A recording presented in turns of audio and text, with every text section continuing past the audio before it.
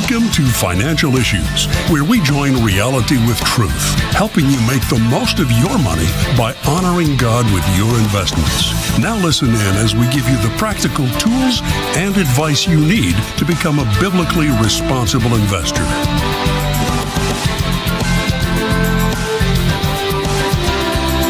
Good morning, folks. Welcome back to Financial Issues. Great to be here with you today, as always. It's always an exciting part of the week here. We got Thursday tomorrow. Shanna's going to be back on the show. We got Bible study tomorrow morning. Been a busy week. I'm grateful for each of you, though, being with us this week and excited for the show today. As always, Sam, ready to roll, baby? Let's do it one more time, shall we? I'm not just ready to roll. I'm ready to rock. There you go. It's going to be crazy. That's right. It's going to be awesome. Folks, we got a special guest later in the show. Financial expert Mark Minnella is going to join me later on. It's going to bring clarity to the definition of biblically responsible investing. I think it'll be a good conversation. If you got questions for Mark, you can get them in the chat as well, especially on that topic.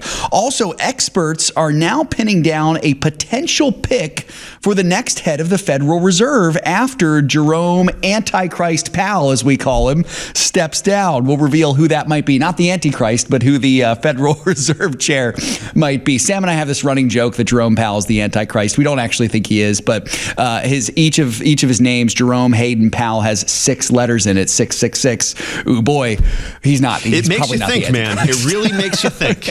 But you are teaching Daniel right now. I am, Sam. That's exactly right. Speaking of which, we will be in Daniel 7 tomorrow for Bible study, folks.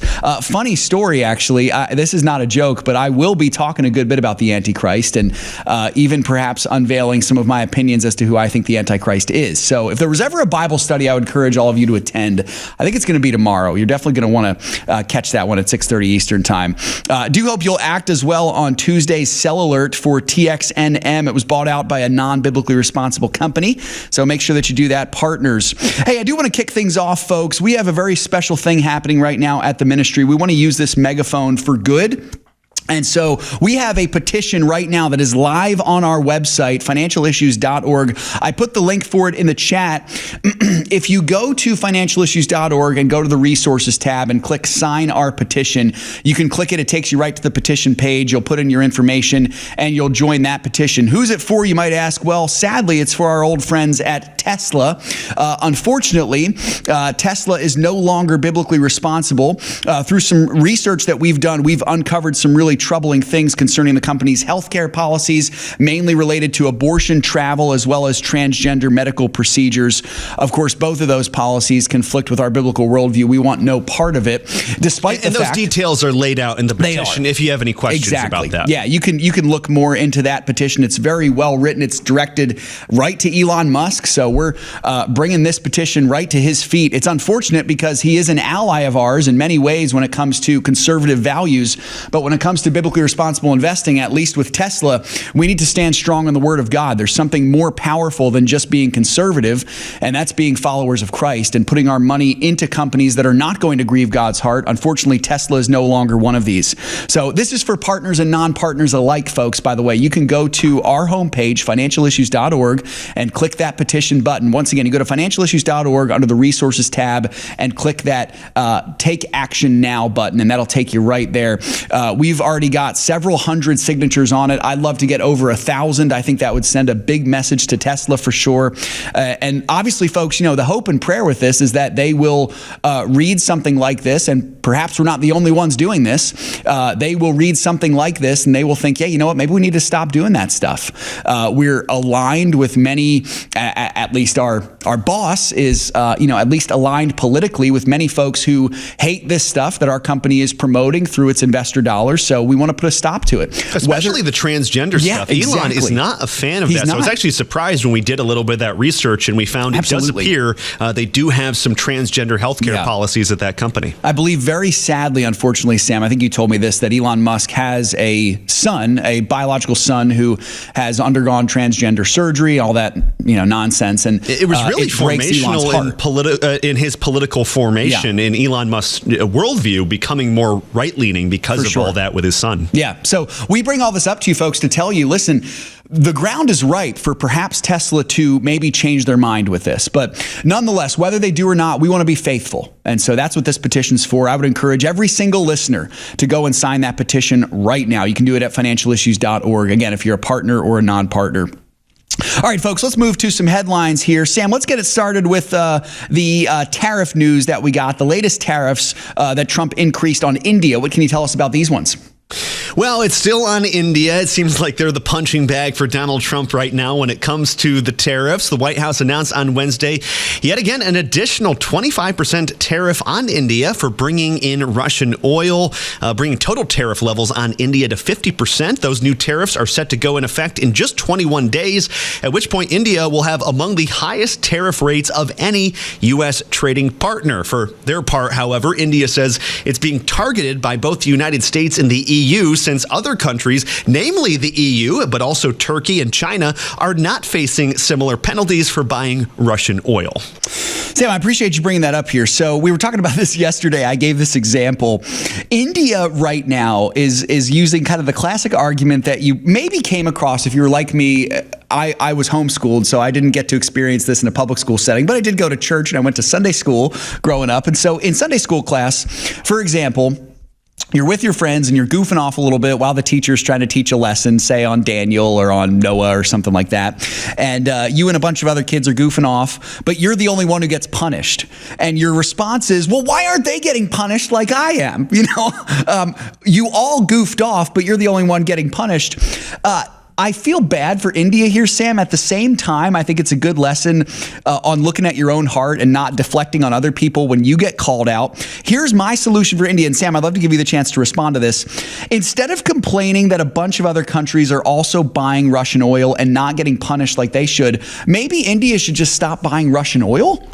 I mean, what do you think, Sam? Is that am I coming down too hard on them? What else is going on here? So first things first, I'm actually a fan of the idea of we punish countries for buying Russian oil, but I do kind of agree with India that for some reason they're being targeted here, because let's take your analogy of the classroom. This would be kind of like, instead of your scenario, it'd be kind of like if the teacher in front of everyone said, if I see any of you doing X, Y, or Z, you're going to get punished. Then in front of everyone, the teacher sees that like 5 kids are doing the exact thing, but he only calls out the one student, even though he saw the other kids doing it. Okay. And then to make matters worse, one of the kids that was also doing the bad thing calls out the kid getting punished and says, yeah, you're being bad, unlike me. That makes a lot of sense. And in your example, Sam, the other group of kids, it's not just India, but we're also thinking the EU, Turkey, I'm trying to think China, of China, of course. So it makes you question, though, why India? What's special about India as opposed to, say,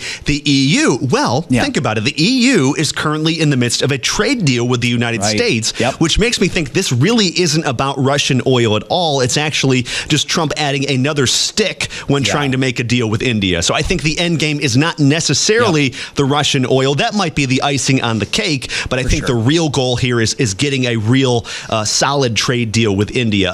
By the way, if you do want to make some sort of argument with Russian oil, I think that'd be great, but I do think the United States needs to help India find other ways to bring in oil besides from Russia, because right now they are very dependent on Moscow for their energy.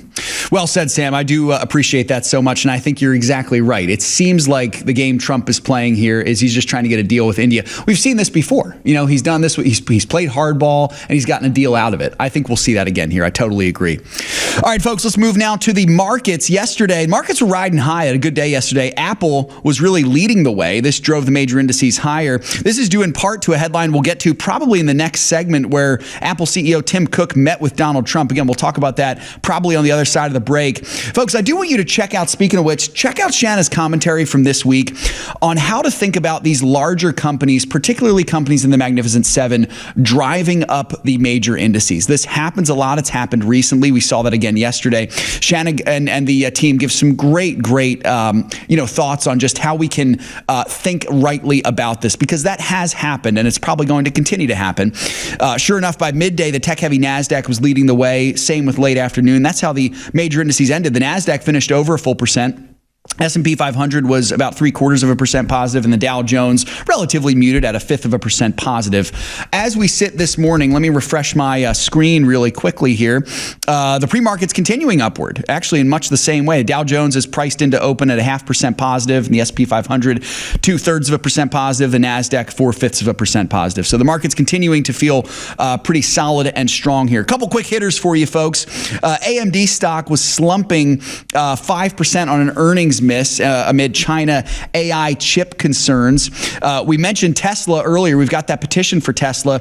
The sales of Tesla are sinking in the Eurozone, particularly the United Kingdom, Germany, as well as Europeans are warm to the Chinese rival automaker. And speaking of China and the whole tech sector, I see Intel's taken a dip because Trump is calling out their CEO for some, let's say, suspicious ties to China. How fascinating, Sam, that we're seeing the market so tied to whatever the President of the United States says. That might be something we'll have to talk about on the other side of this break. Busy show today, folks. I'm looking forward to enjoying the rest of it with you. If you've got questions for us, put them into the chat there.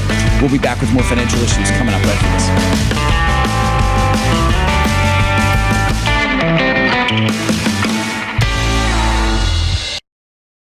There are moments. It's easy to get caught up in the rush and forget about what really matters. Too often, we invest in stocks without knowing what they stand for. When your investments align with your values, your money speaks for you. Because biblical values matter, even when investing. Learn how to invest biblically and responsibly. Visit financialissues.org to learn more. That's financialissues.org. If a woman sees her baby on ultrasound, it doubles the likelihood that she'll choose life. And on top of that, we share the gospel of Jesus Christ with her. This is why you should support preborn. The donations that you give actually make a difference. Last year, 59,000 babies were saved because of what you have done with your generosity. To find out how you can support the life-saving mission of preborn, go to preborn.com/FISM.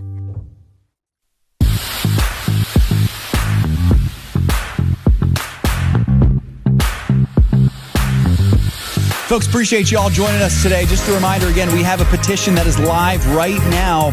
I want you to go to the resources tab, click sign the petition. That's at the very top of the resources tab there on financialissues.org. Partners and non-partners alike, you can go sign that petition. We want to make our voices heard to let Tesla know that we are not pleased with how they have used their investor dollars to fund the abortion agenda and the transgender agenda as well. Again, this letter is directed right to Elon Musk, so we hope that it gets to his eyes, and we are hoping and praying that they will change course. Whether they do or not, we want to be faithful. So this is an opportunity for you to be faithful and to let your voice be heard and use the megaphone of financial issues for good.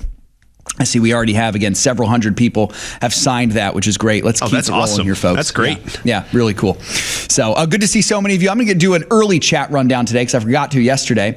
We've got John from Alabama. Hello to you, John. Dave and Darlene in Virginia. Nelson in Louisiana. Brian in Virginia. Good to see you, brother. Who else do we have? Lisa in Texas. I got you. Great to see you guys. Yeah, join us. Please do say hello. George in North Carolina. Great to see you as well this morning, George. If I missed anyone, I apologize. Make sure to I saw Lisa said, I do rock, which I'll take that. It's true. Did she say Lisa? Yes. Did she say she rocks or no? You she rocks? said I do. You do. I mean, I agree with both, but yeah, no, that's good stuff. Lisa, I have to agree with you there. Sam's pretty cool.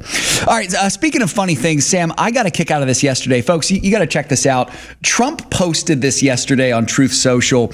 He was bragging about his donation of his presidential salary to the White House Historical Association. Now, for some context, this was something that I think some people tried to sweep under the rug in his first administration, but he did it during his first administration, and apparently he's doing it now as well. I believe, Sam, maybe you can research this for me really quickly, but I think the president makes, I want to say, a $400,000 a year salary.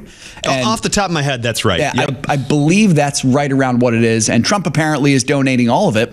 But here's what he said on Truth Social yesterday. He said, I'm proud to be the only president, with the possible exception of the late, great George Washington. He had to clarify that George Washington is no longer with us. Indeed, he is late. Indeed, he's dead. Yeah, he's been dead for 250 years. Maybe we were just talking about some guy down the street named George Washington. He's talking about the George Washington there. So he goes on to say, quote, my first paycheck went to the White House Historical Association as we make much needed renovations to the beautiful People's House. Great improvements. Beautification is taking place at the White House at levels not seen since its original creation. Make America great again.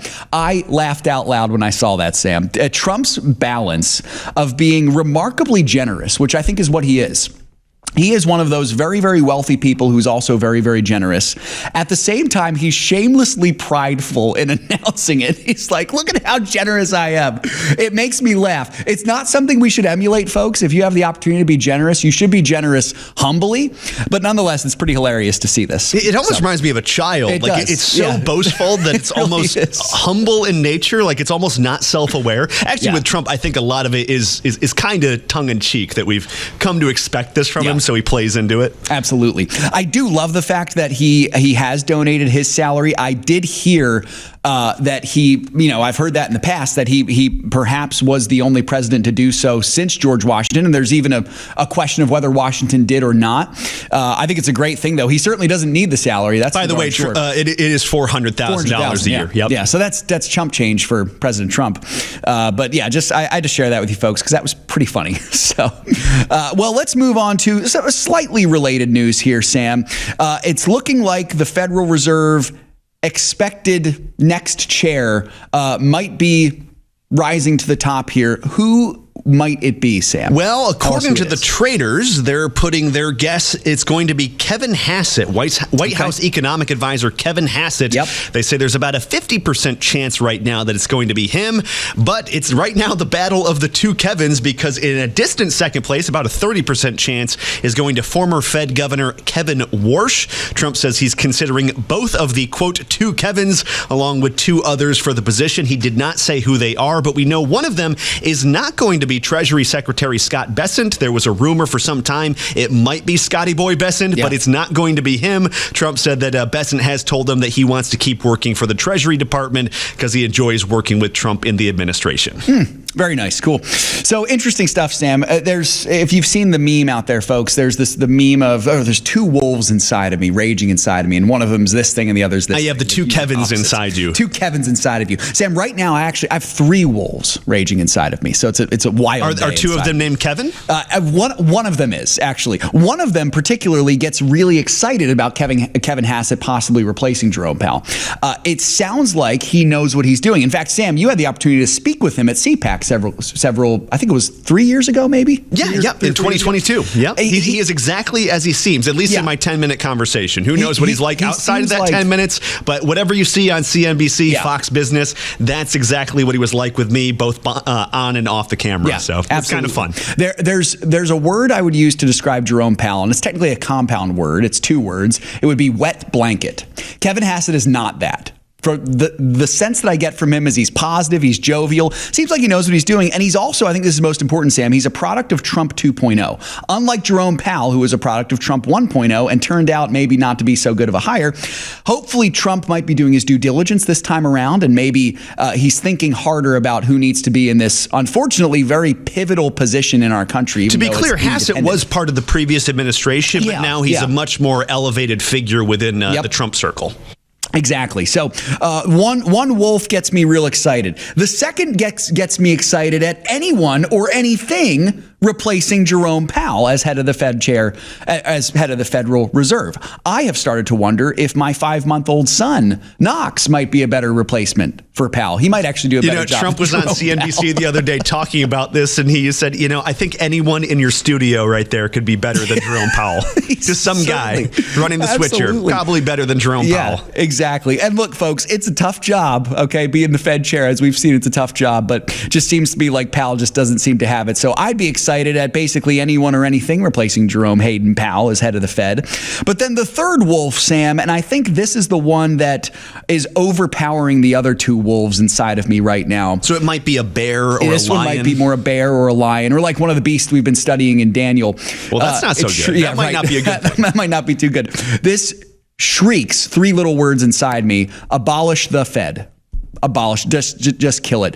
As an end result, I think, and folks in the chat, let me know what you think.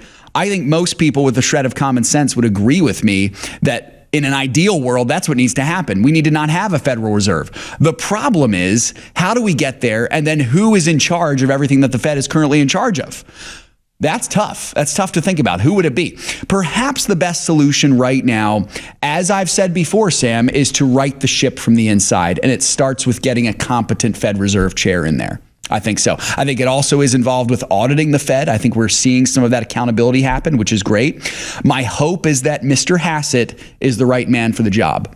And so, again, just by the eye test, by watching your interview that you did with him, Sam, several years ago, it seems like he could be a significant improvement from Jerome Powell, but we'll just have to, as the Fed has coined, wait and see.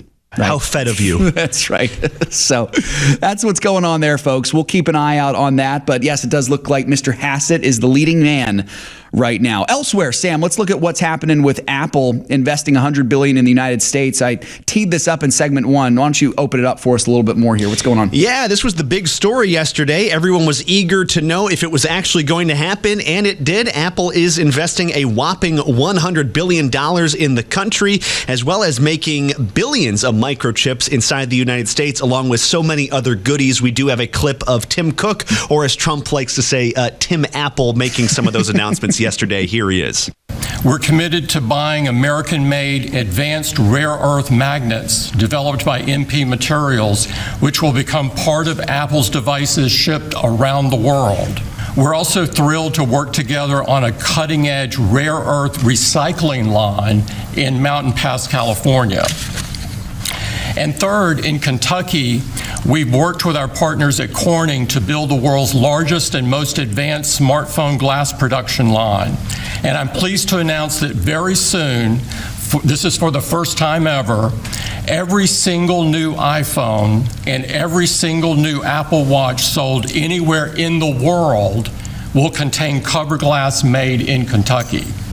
Fun fact, I actually grew up about an hour away from Corning, so that made me kind of excited. But that's neither here nor there. This brings Apple's total commitment over the next 4 years to a stunning $600 billion. The White House, on top of that, says Trump has secured approximately $10 trillion in investments in pledges so far. So these aren't official investments yet, but a lot of them are paper investments. So that's led to some people in the media saying, well, actually, these aren't real numbers. This is just paper investments. But Goldman Sachs analysis shows about 80% of pledges during Trump's first term were actually realized. So if that number equates out this time, that means Trump has about, $7 to $10 trillion in actual investments, which I say is pretty good. Yeah, absolutely. You know, Sam, it certainly seems like this is part of Trump's America First policy, and I sure do like that. Like it or not, folks, and as I say this, please keep in mind, Apple, nowhere near biblically responsible. It's not biblically responsible, fails on numerous levels. But we do like American jobs. We do like American jobs. We sure do, and this is going to be key in the ongoing tech war with China. I really do think so. So having this kind of investment is going to be good. As for what Goldman Sachs there, Sam, it seemed like Goldman Sachs kind of being the proverbial wet blankets of this. To be fair, I don't think they were trying to be the wet blanket. Yeah. I think people reporting on that were trying to be the wet blanket, saying, well, actually, it's not really $10 trillion. It's only $8 trillion. Right. I'll take $8 trillion. As we say, Sam, whoop-de-doo, right? Unbelievable. Good stuff, Sam. I appreciate you bringing that up for us. I think we got time for a quick comment from Facebook that we got yesterday, Sam. Why don't you go ahead and read that one for us? I can see why you like this comment, Seth. He says, great job, Seth. This is from Ronaldo on Facebook. He said, great job. You are transitioning into a great asset and co-host to Shanna. Dan could see the potential in you when he chose you. Godspeed. Ronaldo, thank you for that, brother. That's humbling to read, and I do appreciate that so much. I would include Sam in that as well. I could not do what I do, now as Sam and I have been hosting the show, 3 days a week in a row, and then half the show on Monday as well. I can't do what I do without Sam. He just does a fantastic job. But Ronaldo, I appreciate your encouragement so much, man. That's mostly because if I don't unmute him, he can't speak. That's true. Well, listen, he has all the power. Sam's got it right there at the board. But no, thank you, brother.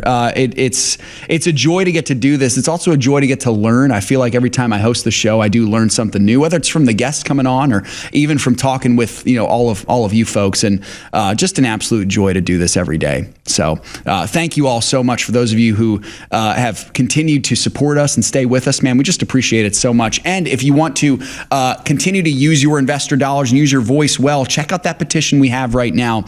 You don't have to do anything with your money with that. That's just us trying to right a wrong that has been done by a specific company that we once told you to invest in and now unfortunately had to pull out of because they're no longer biblically responsible. Again, that company is Tesla.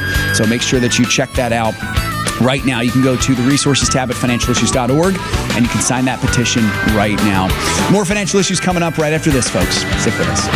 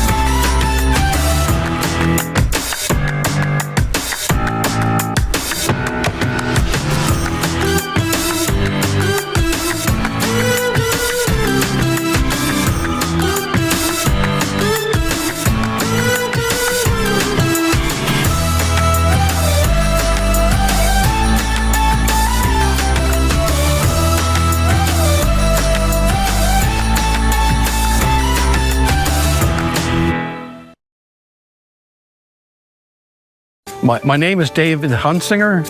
I live in Edgewater Park, New Jersey. I came across financial issues by accident. I would believe it was on a certain TV station at that time. I got interested in finding out more, so I went online to find out more, and that's when I became a more active participant in financial issues. I did have some interest in investing prior to getting involved with FISM. Biblical investing I thought was more important, so obviously I changed my approach. I know I'm much happier for it.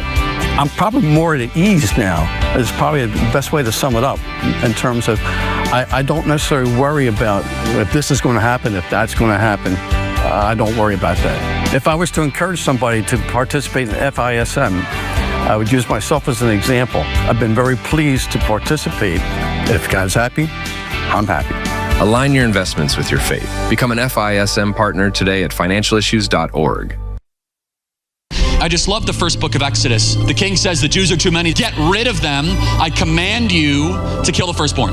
But the midwives to the Hebrews heard the order, and what did they do? They defied it.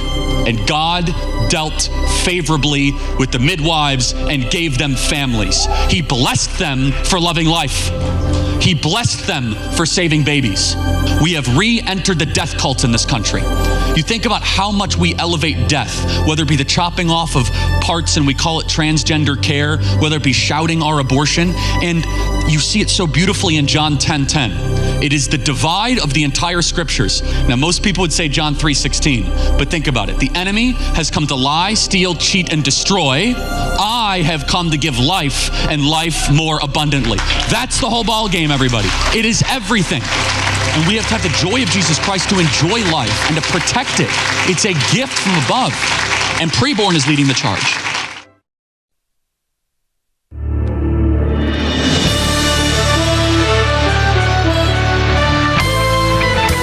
Hey folks, welcome back. It's good to be here with you today, folks. I'm enjoying the show. I hope you are as well. Markets just opened up here. Wall Street now is busy with activity. So let's see what they're looking like. My screen is not refreshing quite as quickly as I'd like it to, but the latest numbers I'm seeing is the NASDAQ is up about 4/5%, the S&P 500 about 2/3, and the Dow about 1/2. So basically what it was in the pre-market, but that's what we're looking like this morning. All right, folks, I have a special treat for you. Once again, my dear friend Mark Minnella, financial expert, FISM contributor, is back with me on the show today. I'm so excited to have him. Mark, welcome back, brother. Thanks for having me. It's awesome to be here. It is awesome to have you, my friend. So, today's topic, I want to talk about misconceptions of biblically responsible investing. And folks in the chat, maybe you've heard some of these. I'd love for you to share some of yours. We get questions from time to time about this, Mark, and there's a lot of opinions and thoughts about it out there. So I want to start with, let's focus our conversation within the church. So among Christians, what would you say are some of the most common misunderstandings about biblically responsible investing that you've heard or you've come across within the church? That's an excellent question. First thing that went through my mind was when I'd meet with clients. Yeah. And for the first time, they'd find out about BRI. There's usually one of two things they'd come up. It was either, this one or that one, the majority of time. And the first one was, I just didn't know. So let's put that one aside because that's the right heart. I just didn't know. Now I know, let's do something about it. But the other was, they'd start rebelling and say, well, the Bible doesn't ever say anything about investing.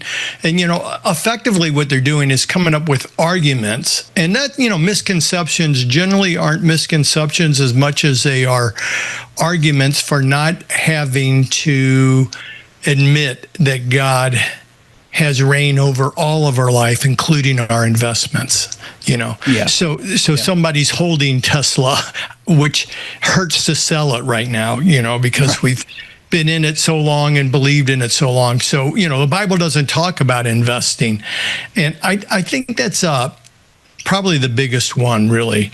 Mm-hmm. And I think that's just wrong to say that for anybody who's studied the Bible.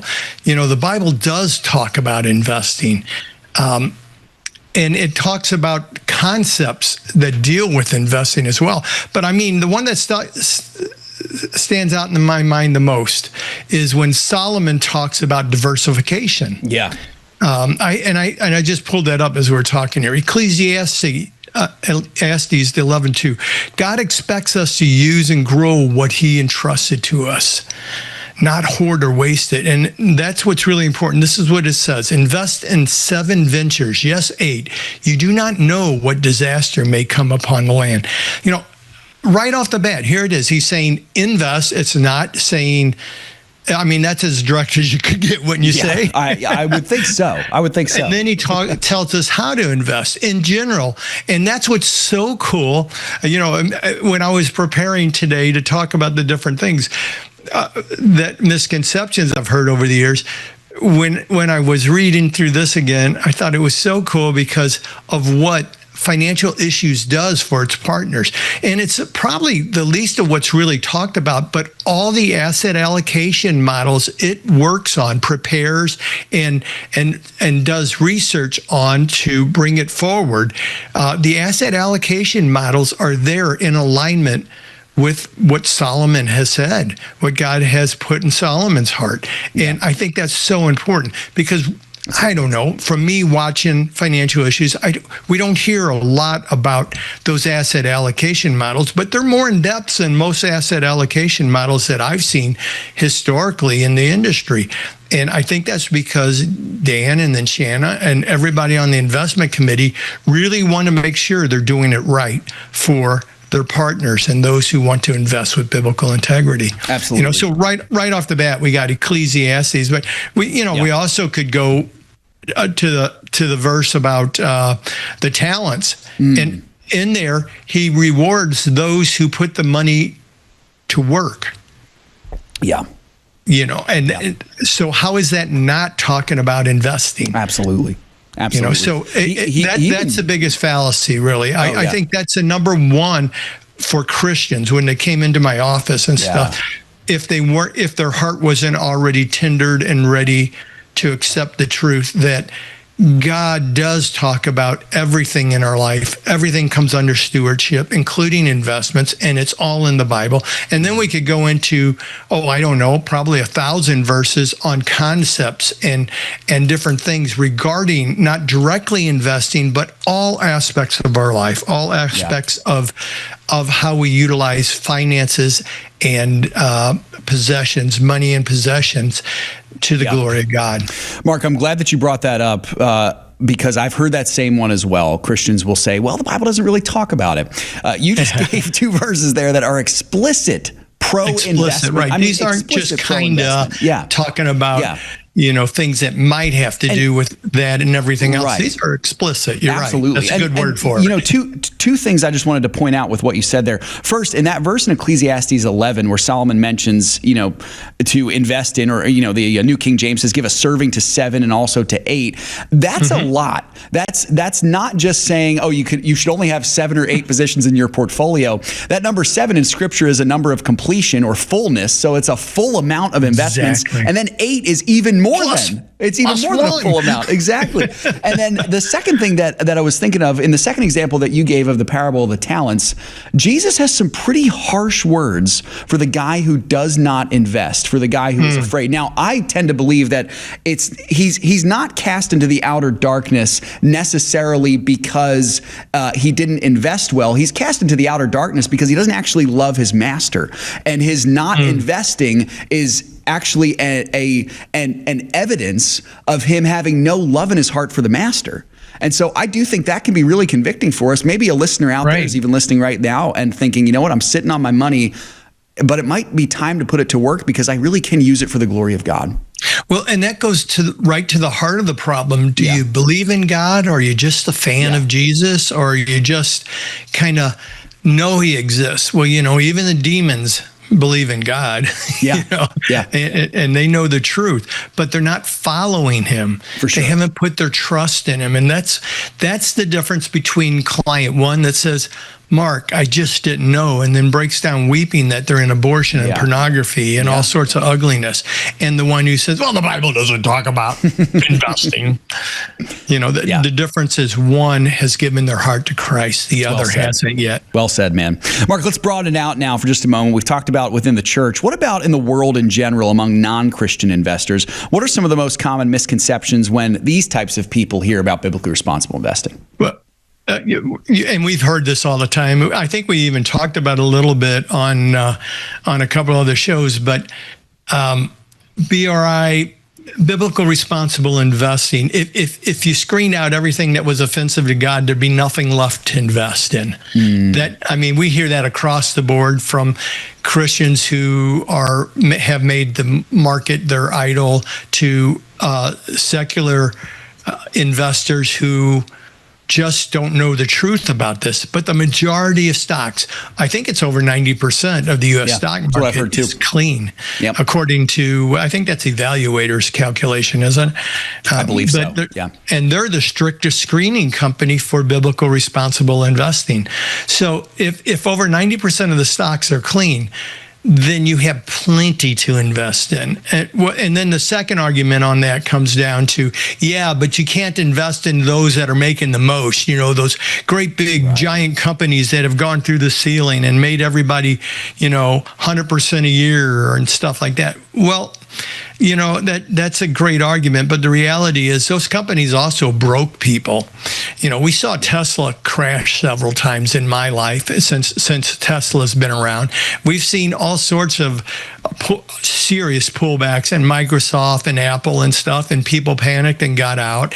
So, it comes down to, when it really comes down to making money in market, it's not specifically the stocks, though you need those to be investing in and whatnot, but it's the managers. And that's what's so important. Also, if you look at every major serious research done on investing with biblical integrity compared to investing in secular wide open ideas, there's no significant difference in the returns.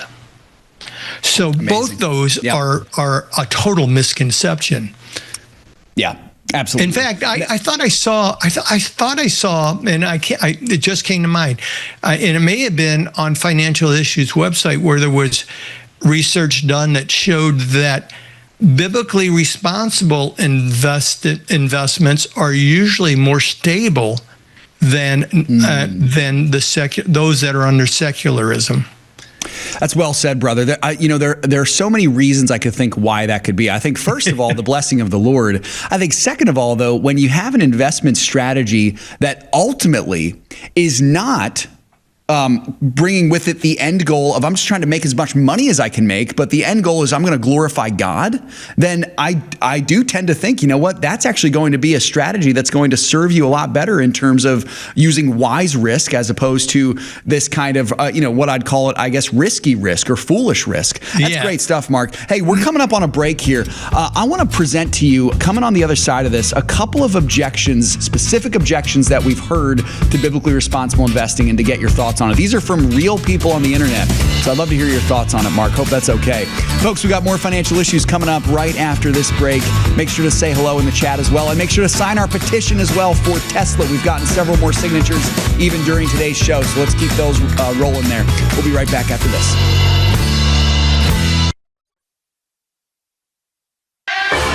It's up to us to stand up and say, enough is enough. All of this unbiblical stuff that's going on, whether it's abortion or transsexual or LGBTQ, widespread pornography, human trafficking.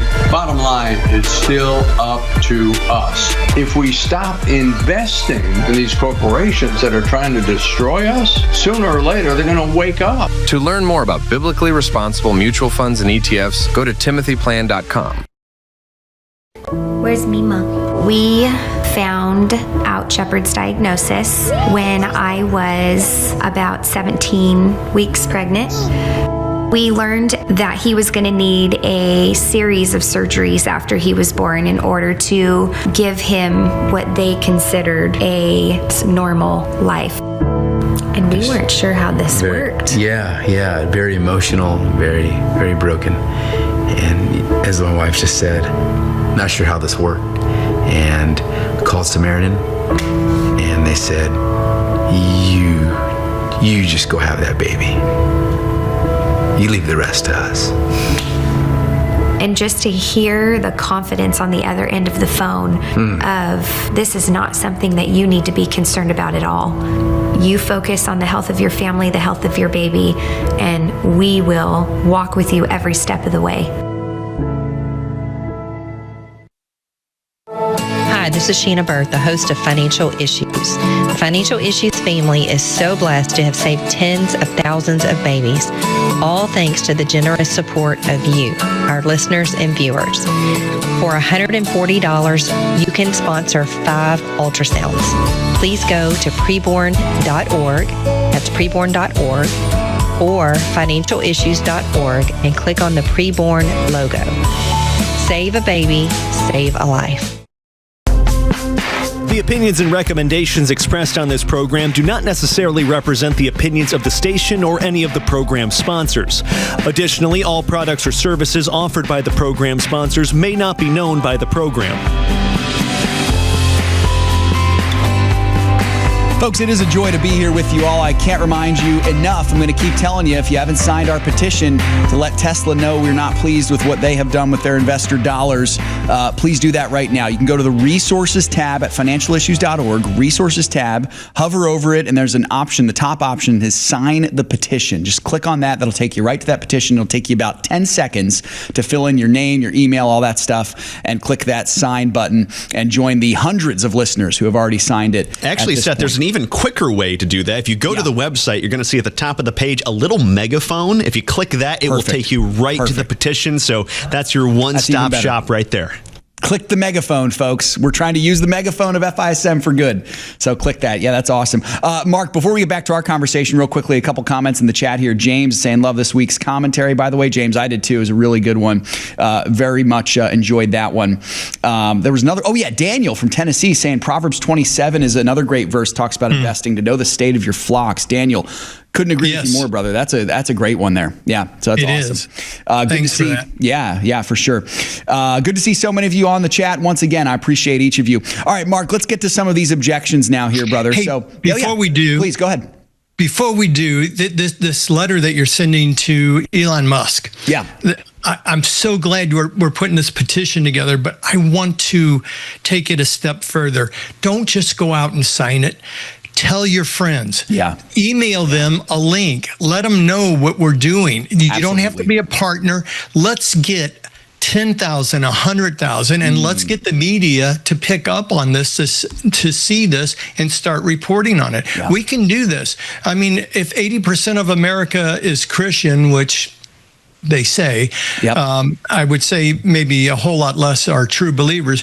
But even if it was just 100 million of us are, shouldn't we at least get 10% of that out there and get it on this petition? So take that link that's on that megaphone, copy it, and send it to your friends and let them know they can go out and do this as well. Absolutely. And let's get this to Elon, because I don't think Elon's a believer at this time, but he sure talks about God. He sure does, more Mark. Intelligently than most Christians I know. You know what's really funny? Sam and I were talking about this back in the first segment, I believe it was. The ground is ripe for the harvesting with Elon Musk in particular. Amen. Amen. He has a son who has gone through the transgender stuff, and Elon has said it's eaten him alive on the inside. He's personally frustrated with it. I don't know if he even realizes that his company is promoting this stuff. I sure he may hope not. He does. But Good point right. there. He may not even realize it. So, folks, the more signatures we get on this, just like Mark said, the more signatures we get on this gives us a better chance to get this to him and for it to make an impact. So, yeah, please. And then secondly, everyone. As you send out that email to 10 people at least, think about that.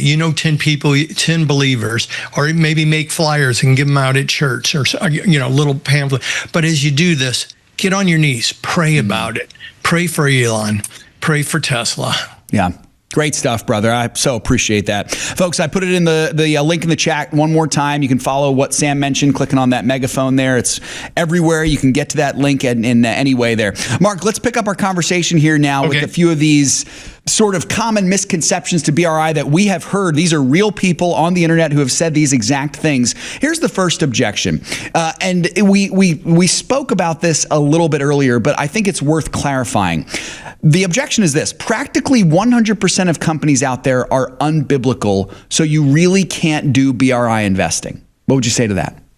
It's just not true. Yeah, it's just not true. Now, first of all, we can go through all theological concepts on this. Obviously, corporations don't have a soul, but those running it are, and the actions they take are reflected and forced upon all the shareholders. So effectively, a corporation has many souls, but there is no perfect corporation, just like there's no perfect person. That's why Christ had to come and die. But there are corporations who do not conflict with God's tenets of love. They don't push ideologies that cause people to stumble on their way to Christ or in their walk with Christ. They don't cause people to participate in sins of the world, like using people, abusing them, encouraging people into addictive products, things like that. So the majority, as we talked about earlier, over 90%, it's estimated, are clean, are in alignment, not on purpose, but because they're good businessmen. They're probably good businessmen who don't have the money to waste on secular ideals. Bottom line. Yep.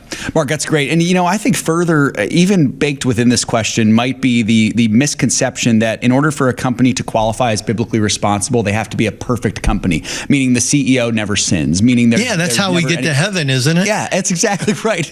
And no, we get to heaven by the blood of Jesus Thanks Christ. for playing. Exactly right. So, I think it's so important here, the definition of biblically responsible investing. It's what the company does with shareholder dollars, and it's how those shareholder dollars are used. I think you're exactly right. Well said. Right. It comes down to investing with biblical integrity really believes what you do with the resources God has entrusted to you is between you and God. Yep. And God desires that you utilize his guidance on that because he is perfect, all-knowing, and he knows what will bring you closest to him, the source of everything good. Yeah. Great stuff, brother. All right, second objection. Here it comes, Mark. Jesus commanded his disciples to just give all their money away. So if we want to obey Jesus, we should not invest. What are your thoughts on that one? I'm trying to think of that verse, and I can't bring it to mind. Where is that in the Bible? Is that Mark chapter 20? Oh, wait, there's no Mark chapter 20. Hallucinations 1:23. Exactly. Mark, you'd be maybe not, you wouldn't be surprised, but how many people I found saying something akin to this when I was researching this topic? It's astounding. Crazy. Yeah, you know what is true though is part of investing is, God calls us to make God our God, not the market. But there are some concepts like being charitable. God wants us to realize it's not ours, it's His, and be a conduit of His blessings to anyone He puts in your path and puts on your heart to care for. And that's very important, from the basic giving to your church to help support the pastors and the buildings and the school teachers and everybody else, to helping that family that you ran into that's sleeping in a tent on the street that God broke your heart about. It comes down to being charitable, being given, holding on loosely to what God has entrusted you, doing the best you can with it so you can utilize it to help others with it. So being charitable, being giving, God didn't give that money to you just so you could get more and more of it, because we have found that when that's the goal, unhappiness, depression, all sorts of things creep in, and you realize you're not being fulfilled. You're fulfilled when you walk in the ways of God, and one of the ways of God is caring for others more than yourselves. You may have a friend who's out of a job. You may have a neighbor who is having a hard time with her bills because her husband passed away. There's so many things that could happen. Guess what? He's given you so much. He's entrusted so much to you that you're not even spending it all on your basics, the food, the shelter, the education, and the lifestyle that you believe God wants for you and your family. This is the froth of all the money God has blessed you with. And now He wants you to invest and multiply that so you can be prepared to help those who are in need that God puts in your path. Caring for others more than yourself is a biblical principle. I wanted to look up the verse that I had, but generosity, I guess it was Proverbs 11:24 and 25. I just want to throw that out. You can make someone can look it up. Yeah, for sure. Well, Mark, in light of that specific objection that this person shared, I find it so fascinating. Nelson in the chat brought this up. Jesus is not talking to His disciples cohesively there. He's talking to one person. He's talking to the rich young ruler. He told the rich young ruler, sell all you have, give to the poor, then come follow me. The reason he did that is not because money is evil. He did that because the rich young ruler's heart was enslaved by money, and his heart needed to belong to Christ. And so money in itself is not evil. He had to repent on his idol that he was putting before God. He was hanging on. His security was in his riches, not in God. That's right. And that was the issue. What a tremendous lesson for us, folks, that God has given us this gift of money to be able to grow. Well, growing your money is not a sin. Growing wealth little by little, as Proverbs talks about, Mark, a righteous man grows his wealth little by little. That's a good thing. Now the trick with money is it can be so dangerous, but it needs to be utilized. It needs to be used. If we gave it all away, for example, if I gave all my money away to the poor in a charitable cause or to my church, I then would actually not be doing my job of providing for my family. That's another biblical command that I have to follow as well. So yeah, Mark, it's so important there. And I'm so bummed we have to unfortunately cut our conversation off at this point because the show is about to end right now. So we'll have to save the next objection for the next time you come on, Mark. But man, I appreciate it so much, brother. Yes, one last thing here is that God does talk about investing. He says you can do it wise and godly. Yeah, absolutely. Folks, it's all in the scriptures. The reason that we're here is because we believe that. We believe that money is a tool to be used for the glory of God, and that's what we got to do with it. Mark, appreciate you so much coming on with me, brother. I look forward to the next time. We'll pick up this conversation next time, brother. For the rest of you, until then, remember, it's all His. Let's be found good and faithful stewards with the money that God has given to us. Join us tomorrow for Financial Issues. Shannon will be back. Catch Bible study early on as well, 6:30 a.m. Eastern Time. And make sure to sign that petition. You can do that at financialissues.org. See you next time.